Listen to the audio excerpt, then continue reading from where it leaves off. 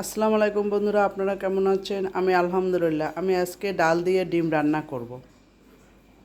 খুবই মজা এটা খেতে। চলেন আমি কিভাবে রান্না করি আপনাদের সাথে শেয়ার করি।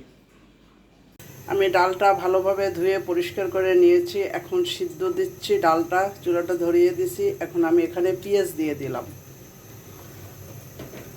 রসুন দিলাম, কাঁচা ঝাল দিলাম।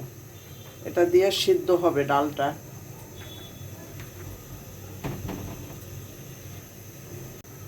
হাফ চামচের মতো হলুদ দিলাম, 2 চামচ প্রথম ভরা ভরা দিয়েছি, শেষে একটু খালি দিয়েছি। মোট 2 চামচ লবণ দিলাম। এখন এটা সিদ্ধ হবে, আমি ঢেকে দিব। ঢেকে দিলাম ঢাকনাটা দিয়ে। এখানে আমি পেঁয়াজ কুচি নিয়েছি, কাঁচামরিচ কুচি, ধনিয়া পাতা কুচি। এখন এর সাথে আমি 3টা ডিম দিব। 3টা ডিম দিয়ে আমি গোলায়ে ভাজবো। ডিম 3টা আমি দিয়ে দিলাম একসঙ্গে। লবণ দিলাম আমি। এখন আমি ডিমটাকে সুন্দর করে ফেটায় নেব। ডিমটাকে ফেটাবো, কাঁটা চামচ নিয়েছি আমি। এখন ডিমটাকে ফেটাবো, তারপরে গোলায় ভাজবো। ফ্রাই প্যানের ভিতর আমি তেল দিয়ে দিলাম। তেলটা গরম হয়ে গেছে। এখন আমি ডিমটা ঢেলে দিব। বিসমিল্লাহ।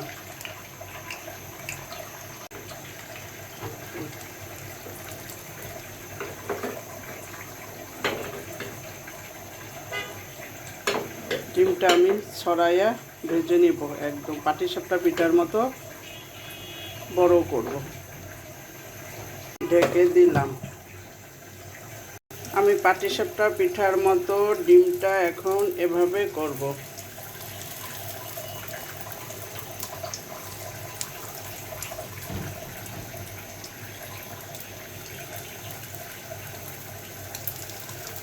এখন আমি পিস পিস করব।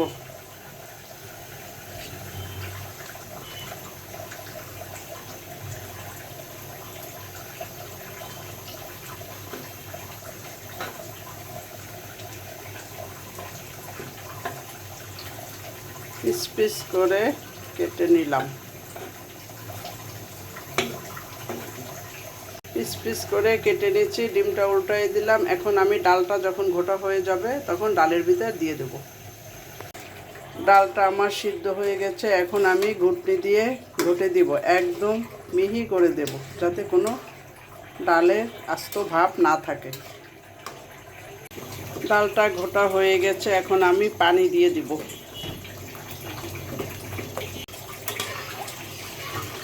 এতটুকুই পানি হবে, এর থেকে বেশি পানি দিব না। এখন ডালটা আবার ফুটুক, তারপর আমি বাগার দেব।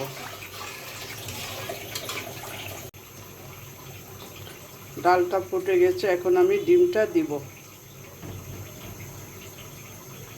টকবক করে ফুটতেছে। আমি যে ডিমটা ভেজে রেখেছি এইটা আমি এখন দিয়ে দিব ডালের ভিতরে। বিসমিল্লাহ। একটা একটা করে আমি দিয়ে দিচ্ছি। এই ডাল যখন ডিমের ভিতরে ঢুকবে স্বাদটা বেশি লাগবে।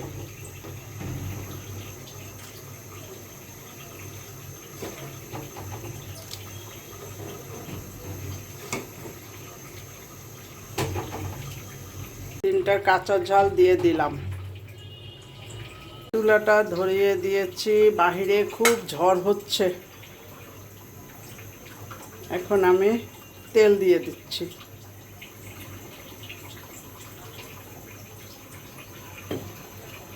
এই রান্নায় পেঁয়াজ রসুন বেশি লাগে। যত পেঁয়াজ রসুনটা দিবেন ডালের ভিতরে, খেতে অত মজা লাগবে। এখন আমি এই বাগার দিব। বাগার দিয়ে ডালের ভিতরে দিয়ে দিব। পেঁয়াজটা ভেজে নিচ্ছি। কিছু পাঁচফোড়ন বেছে ধুয়ে নিয়েছি, এটাও দিয়ে দিলাম। পাঁচফোড়নটা দিলে সেন্টটা ভালো আসবে।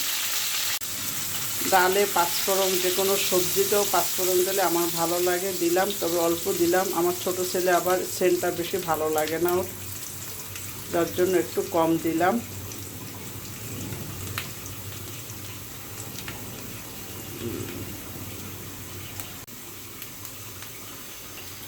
হয়ে গেছে প্রায়। পাঁচফোড়নের সেন্টটা এত সুন্দর আসে, মনে হয় যেন এখনই খেয়ে ফেলি ডালটা। এত সুন্দর সেন্টটা আসে পাঁচফোড়নের। আমার কাছে খুবই ভালো লাগে। ছোট ছেলে এই সেন্টটা নিতে পারে না। চুলাটা অফ করে দিলাম, হয়ে গেছে।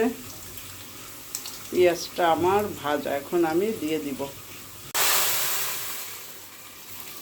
দিলাম। এখন একটু নাড়াচাড়া করে দিয়ে একটু ঢেকে দিব। এবার একটু পলক আসলে আমি উঠাইয়ে ফেলাবো। আঁচটা বাড়াই দিলাম। এখন হয়ে গেছে আমার ডাল আর ডিম রান্না। এখন আমি উঠাইয়ে ফেলাবো। এখন টেবিলে নিয়ে যাব খাবার জন্য।